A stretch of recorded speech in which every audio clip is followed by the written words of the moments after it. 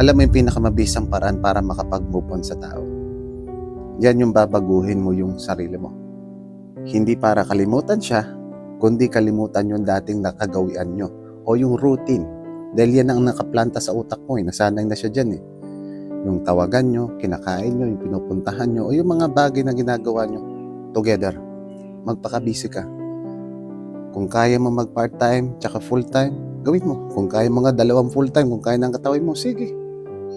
Gumawa ka ng ibang hobby.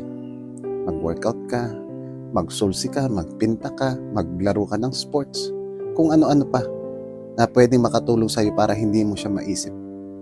Kailangan pagsapit ng gabi, pagod ka na. Yung gumagapang ka na lang sa kama para wala ka ng energy na tignan siya, mag-stalk ka sa kanya. Kung maaari, bago ka matulog, airplane mode mo o patay mo cellphone mo. Pero the best thing to do, itago mo ang cellphone mo. Huwag mo itatabi yan matulog dahil pag nag-relapse ka, nagising ka na madaling araw, maalala mo siya, i-stalk mo siya Isipin mo, nag-move on ka ng umaga, tanghali, hapon. Pagdating ng gabi, pagtulog mo, nakita mo lang yung pagmumukha niyan.